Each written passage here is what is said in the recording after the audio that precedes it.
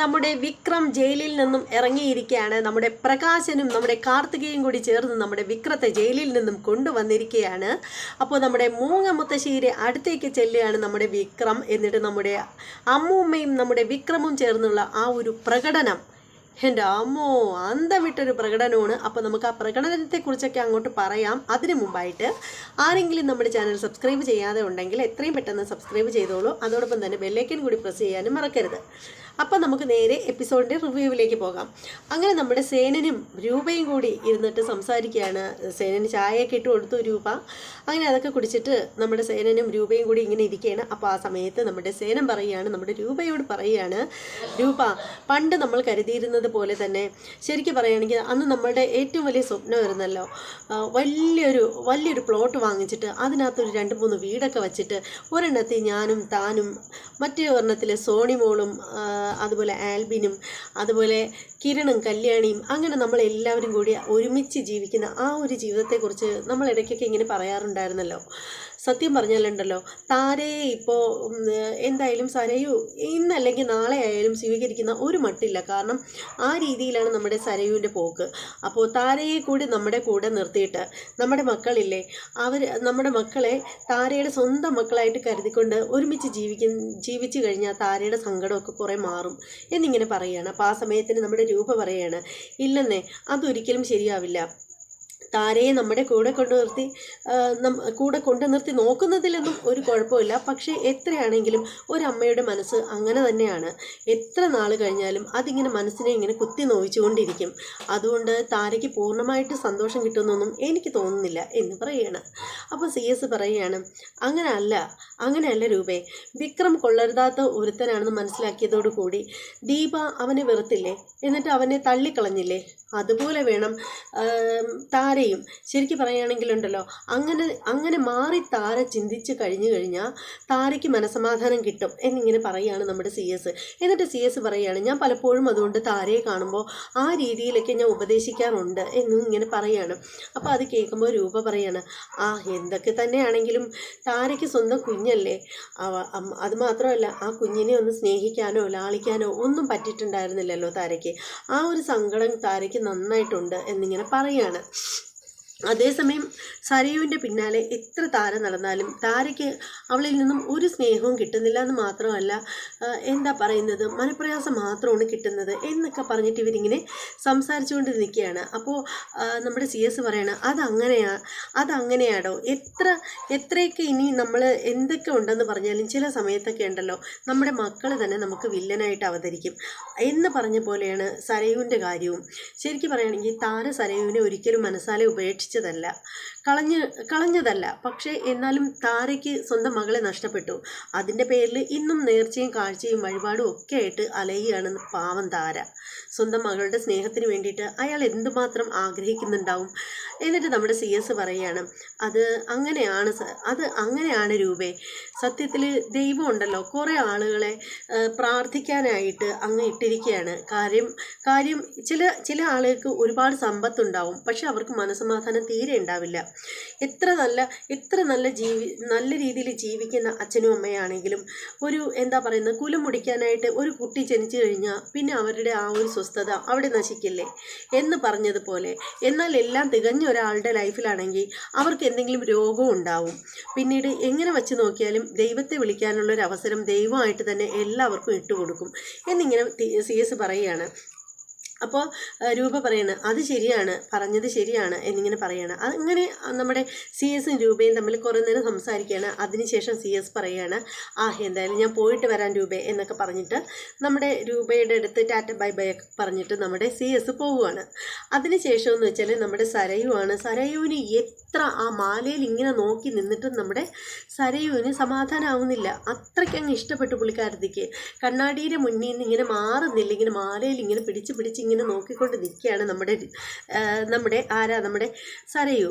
അപ്പോൾ നമ്മുടെ ശാരി ഇങ്ങനെ കാണുന്നുണ്ട്. അത് കാണുമ്പോൾ ശാരിക്ക് നല്ല വിഷമം തോന്നുകയാണ്. ശരിക്കും പറയുകയാണെങ്കിൽ ശാരി വാങ്ങിച്ചു കൊടുത്തതല്ലല്ലോ ആ മാല.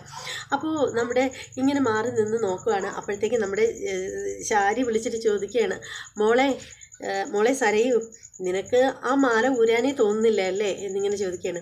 എങ്ങനെ തോന്നും അമ്മേ, എൻ്റെ അമ്മ എന്നോട് അത്രയേറെ ഇഷ്ടത്തിൽ വാങ്ങിച്ചു തന്നതല്ലേ എന്നിങ്ങനെ പറയുകയാണ്. അപ്പോൾ ഉടനെ തന്നെ നമ്മുടെ ചാരി പറയുകയാണ്, ആ മോളെ എന്തായാലും മാല ഇന്ന് നീ ഊരണ്ട, കഴുത്തിൽ 2 ദിവസം കിടക്കട്ടെ. നമുക്കൊരു കാര്യം ചെയ്യാം, ഈ മാല കഴുത്തിലിട്ടിട്ടെ നമുക്ക് അപ്പുറത്തോട്ടൊക്കെ ഒന്ന് നടക്കാം, പുറത്തോട്ടൊക്കെ ഇറങ്ങി ഒന്ന് നടക്കാം എന്നിങ്ങനെ പറയുകയാണ്. അപ്പോൾ സരയു പറയുകയാണ്, ശരിയാണമ്മേ, ഞാനും വിചാരിച്ചു ഈ മാല എൻ്റെ കഴുത്തിൽ കിടക്കുമ്പോഴത്തേക്ക് മറ്റാരും കാണുന്നില്ലല്ലോ എന്നൊരു സങ്കടം ഉണ്ടായിരുന്നു. ഒരു കാര്യമുണ്ടമ്മേ, നമ്മൾ പുറത്തേക്കൊക്കെ ഇറങ്ങി നടക്കുമ്പോഴുണ്ടല്ലോ, അയലത്തെ വീട്ടിൽ അവളില്ലേ ആ കല്യാണി, അവൾ കാണട്ടെ എൻ്റെ അമ്മ എനിക്ക് ബർത്ത്ഡേ ഗിഫ്റ്റായിട്ട് തന്ന ഈ മാല. ശരിക്കും പറയാമല്ലോ, കേക്ക് കട്ടിങ്ങൊക്കെ കഴിഞ്ഞതിന് ശേഷം അമ്മയും അച്ഛനും ഒന്നും എനിക്ക് ഗിഫ്റ്റൊന്നും തരാത്തതിൽ എനിക്ക് നല്ല സങ്കടം തോന്നിയിരുന്നു. പക്ഷേ ഞാനത് ആരോടും പറഞ്ഞില്ലെന്നേ ഉള്ളായിരുന്നു. അപ്പോഴാണ് എൻ്റെ അമ്മ എൻ്റെ മനസ്സറിഞ്ഞതുപോലെ ഈ മാല എനിക്ക് തന്നത്. എനിക്ക് ഒരുപാട് സന്തോഷമായി അമ്മേ എന്നിങ്ങനെ പറയുകയാണ്. അപ്പോൾ അത് കേൾക്കുമ്പോഴത്തേക്ക് ചാരി പറയുകയാണ്, അത് കുഴപ്പമില്ല മോളെ, എൻ്റെ മോളുടെ മനസ്സ് എനിക്കറിയില്ലേ, മോൾക്ക് ആ മാല ഒത്തിരി ഇഷ്ടമായിന്ന് അമ്മയ്ക്കറിയാം, പക്ഷേ എനിക്കത് അത്ര ഇഷ്ടമായിട്ട് തോന്നുന്നില്ല. ശരിക്കും പറയുകയാണെങ്കിൽ ചാരിയുടെ മനസ്സിലിരിക്കുന്ന ആ ഒരു കുശുമ്പുണ്ടല്ലോ, അത് വെച്ചിട്ടാണ് നമ്മുടെ ചാരി അങ്ങനെ പറയുന്നത്. എന്നിട്ട് ചാരി പറയണം, മോളെ മതി, എന്തായാലും നമുക്കിനി പുറത്തോട്ടൊക്കെ ഇറങ്ങാം എന്നിങ്ങനെ പറയുകയാണ്. അപ്പോൾ ഉടനെ തന്നെ നമ്മുടെ സരയു പറയണം, പുറത്തോട്ട് ഇറങ്ങുന്നതിന് ഒരു കുഴപ്പമില്ലമ്മേ, പക്ഷേ എങ്ങോട്ട് തിരിഞ്ഞാലും ആ കെട്ടവളെ മുന്നിൽ കാണുമല്ലോ, താരയുടെ കാര്യമാണ്.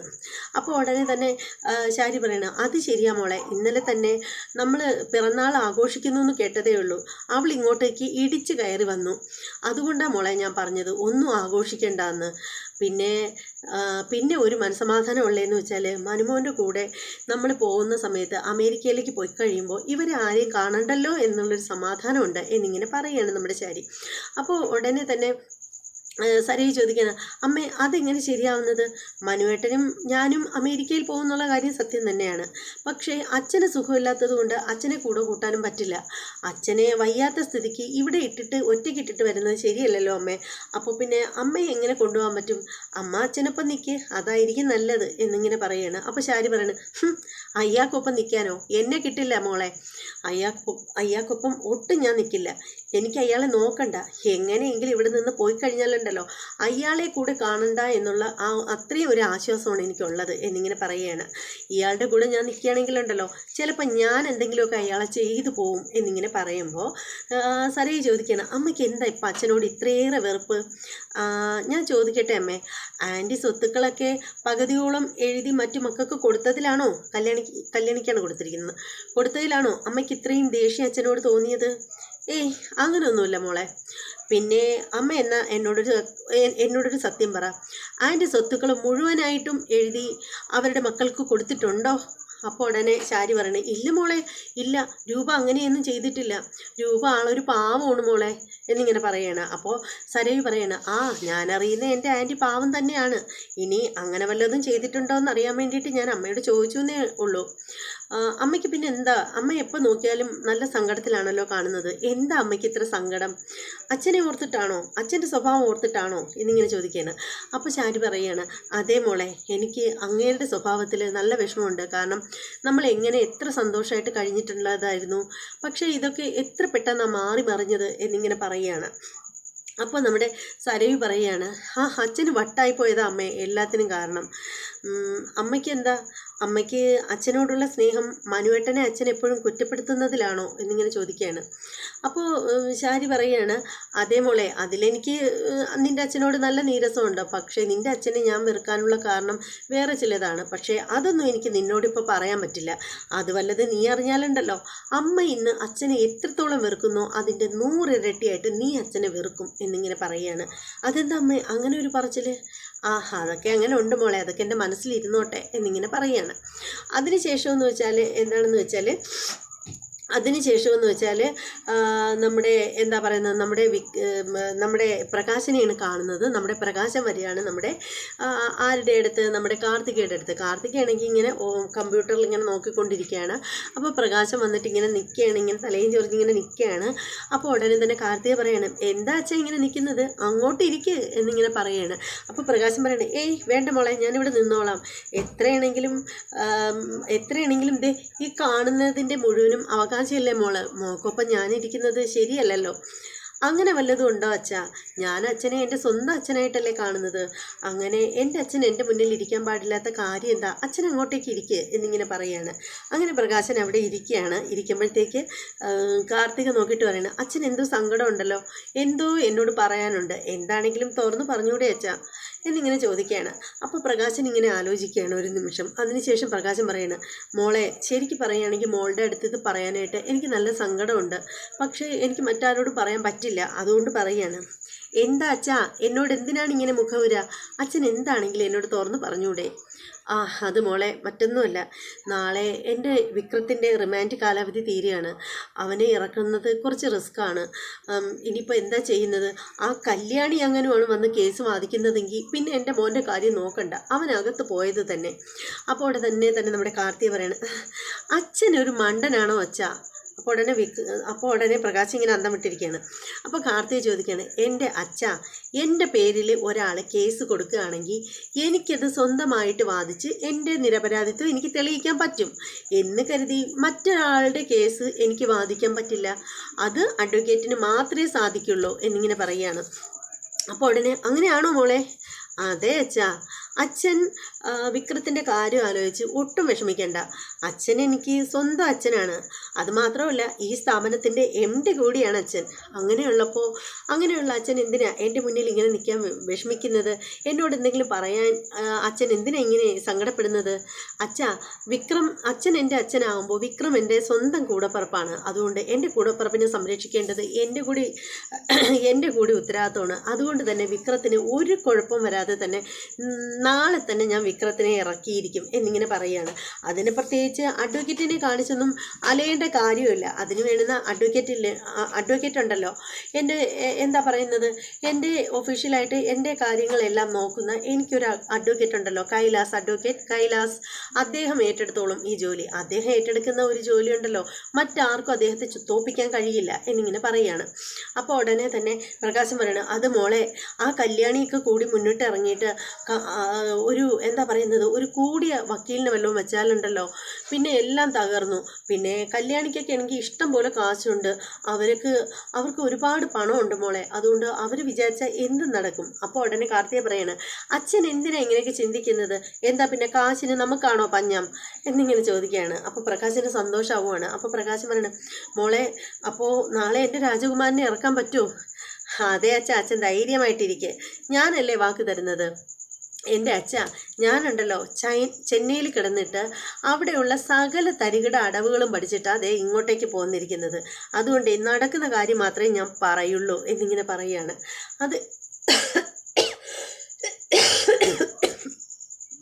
അത് കേൾക്കുമ്പോഴത്തേക്ക് ഭയങ്കരമായിട്ട് സമാധാനമാവുകയാണ് നമ്മുടെ പ്രകാശന്. അതിനുശേഷം നമ്മുടെ പ്രകാശം പോവുകയാണ്. അങ്ങനെ നമ്മുടെ സരയുവും അമ്മയും കൂടി പുറത്തേക്ക് ഇറങ്ങുകയാണ്. അപ്പോഴത്തേക്ക് സരയു പറയണം, അമ്മ ഇപ്പം തന്നെ പോകണോ അമ്മേ, ഭയങ്കര വെയിലമ്മേ. അപ്പോൾ ഉടനെ ശാരി പറയണം, വേണ്ട മോളെ, വെയിലിനെന്താ, ഗർഭസ്ഥ അവസ്ഥയിൽ പ്രസവിക്കാറായി വരുന്ന പെൺകുട്ടികൾ കുറച്ച് നടക്കണം എന്നാണ്. മോളിങ്ങനെ നടക്കാതെ എപ്പോഴും ഇങ്ങനെ ഒരേ കണക്ക് ചടഞ്ഞിരിക്കുന്നത് ശരിയല്ല മോളെ, വെയിലൊക്കെ അങ്ങ് പോവും, ഒരിത്തിരി നേരം മാത്രം നമുക്ക് നടക്കാം എന്ന് പറഞ്ഞിട്ട് സരയുവിനെയും കൊണ്ട് ഇങ്ങനെ നടക്കാനായിട്ട് ഇറങ്ങിയിരിക്കുകയാണ്. അതേ സമയത്തുണ്ടല്ലോ നമ്മുടെ കല്യാണിയും താരയും കൂടി നമ്മുടെ കല്യാണിയുടെ വീട്ടിൽ നിന്ന് ഇങ്ങോട്ട് പുറത്തേക്ക് ഇറങ്ങുകയാണ്. അപ്പോൾ ഇവർ തമ്മിൽ പരസ്പരം കാണുന്ന സമയത്താണ് നമ്മുടെ സരയു പറയണത്, മുന്നിൽ വന്നിരിക്കുന്നു ആ എരണം കെട്ടവള്, അവളിപ്പോൾ ഞാൻ അവളുടെ മകളാണെന്ന് പറഞ്ഞ് ഇങ്ങോട്ടേക്ക് ഓടിക്കൊണ്ടുവരും, 2 എണ്ണം എനിക്ക് അവൾക്ക് കൊടുക്കണം എന്നൊക്കെ ഇങ്ങനെ പറയുകയാണ്. അപ്പോൾ നമ്മുടെ ശാരി പറയണത്, വേണ്ട മോളെ, ഒന്നിനും പോകണ്ട, അവൾ അവിടെ ഇങ്ങനെ നിന്നിട്ട് മോളെ നോക്കിയെടുക്കുക എന്തോ ചെയ്യട്ടെ, മോൾ ഇതിലൊന്നും ഇടപെടാൻ പോവണ്ട, മോളിങ്ങ് അനങ്ങാതെ വാ എന്ന് പറഞ്ഞിട്ട് ഇങ്ങനെ വിളിച്ചുകൊണ്ട് പോവാണ്. അപ്പോൾ എന്താണെന്ന് വെച്ചാൽ നമ്മുടെ കല്യാണിയും താരയും തൊട്ടടുത്തേക്ക് വന്നിരിക്കുകയാണ്. അപ്പോൾ കല്യാണി നിന്നിട്ട് ചോദിക്കുകയാണ്, അല്ല, കഴുത്തിൽ നല്ലൊരു നെക്ലസ് ഒക്കെ കിടക്കുന്നുണ്ടല്ലോ, നല്ല ഫാഷൻ ഉണ്ട് കേട്ടോ, കൊള്ളാം എന്നിങ്ങനെ പറയാണ്. അപ്പോൾ ഉടനെ തന്നെ സരയു പറയണേ, അതേ, എൻ്റെ അമ്മയെ എനിക്ക് ഗിഫ്റ്റ് തന്നതാ. എൻ്റെ അമ്മയുണ്ടല്ലോ, അല്ലെങ്കിലും ഏറ്റവും നല്ലത് മാത്രമേ എനിക്ക് സെലക്ട് ചെയ്ത് തരുള്ളൂ, പണ്ടേ എൻ്റെ അമ്മ അങ്ങനെയാണ്. അപ്പോൾ അത് കേൾക്കുമ്പോൾ ഉടനെ നമ്മുടെ കല്യാണി മോനോച്ചാണ് സംസാരിക്കുന്നത്. കല്യാണി ഇങ്ങനെ താരയെ നോക്കിയിട്ട് പറയണത്, അത് ശരിയാ, നിൻ്റെ അമ്മ നിനക്ക് നല്ലതേ തരൂ എന്നിങ്ങനെ പറയാണ്. അത് കേൾക്കുമ്പോഴത്തേക്ക് ഉടനെ സരി ചോദിക്കണം, എന്താടി നിൻ്റെ വാക്കിലൊരു പുജ്ഞം എന്നിങ്ങനെ പറയണം. അപ്പോൾ കല്യാണി പറയണം, എൻ്റെ വാക്കിൽ അങ്ങനെ പുജ്ഞമൊന്നും ഇല്ല, പിന്നെ നീ കൂടുതൽ വലിയ ആളൊന്നും ആവണ്ട കേട്ടോ എന്നിങ്ങനെ പറയാണ്.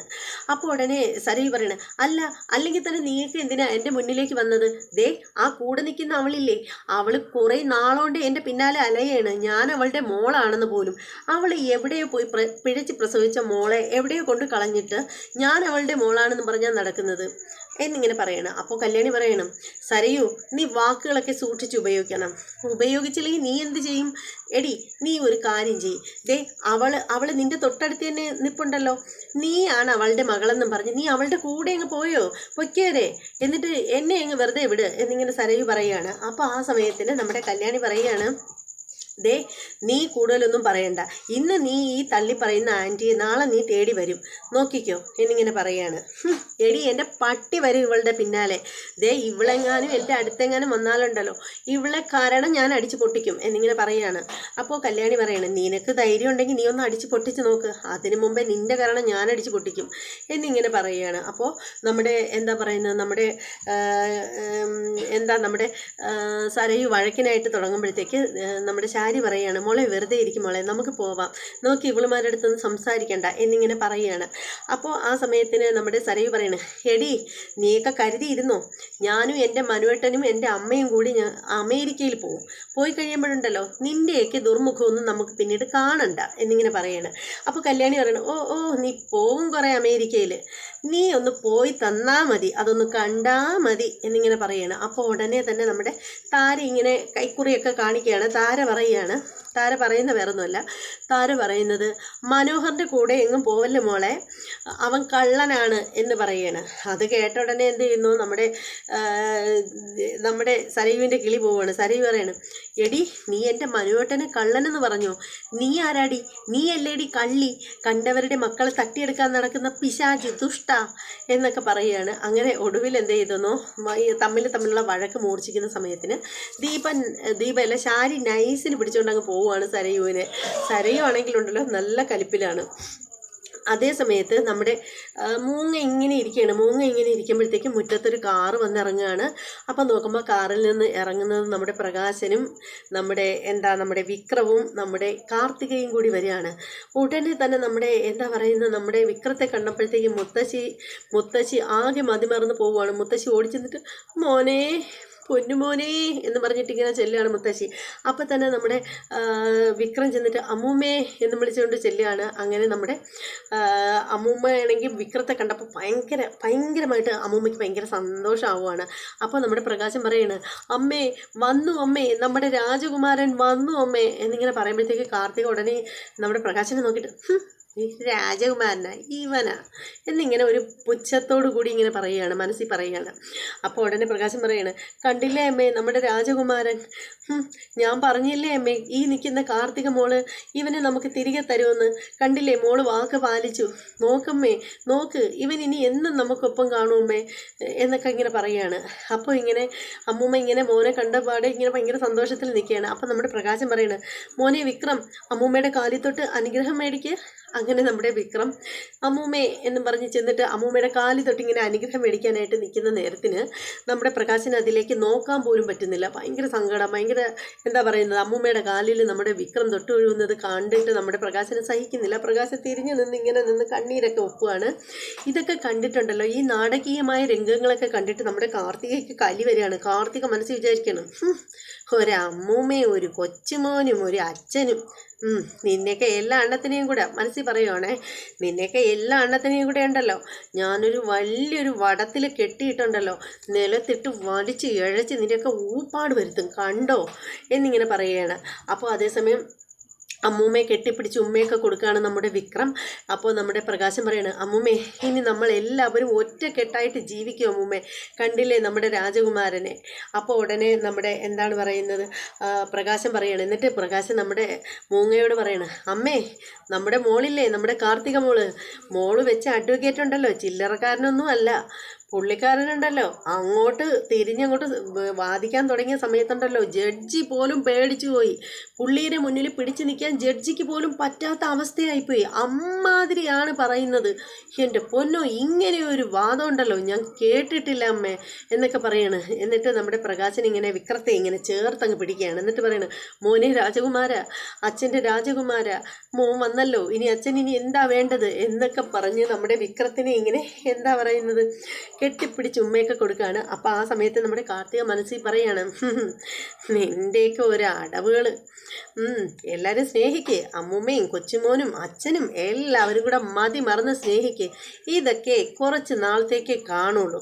നിന്നെയൊക്കെ എല്ലാ എണ്ണത്തിനെയും ഉണ്ടല്ലോ നല്ല ഉയരത്തിൽ കയറ്റിയിട്ട് പടാന്ന് ഞാൻ തള്ളിയിടുന്നുണ്ട് എന്നൊക്കെ ഇങ്ങനെ മനസ്സിൽ വിചാരിച്ച് നമ്മുടെ കാർത്തിക ഇങ്ങനെ നിൽക്കുകയാണ്. അങ്ങനെ നമ്മുടെ എപ്പിസോഡ് തീരുകയാണ്. അങ്ങനെ ഇന്നത്തെ മൗനരാഗം സീരിയലിൻ്റെ എപ്പിസോഡ് നല്ല അടിപൊളി എപ്പിസോഡാണെന്നുള്ള കാര്യത്തിൽ തർക്കമില്ലല്ലോ. എല്ലാവർക്കും ഇഷ്ടപ്പെട്ടിട്ടുണ്ടാവും എന്ന് വിശ്വസിക്കുകയാണ്.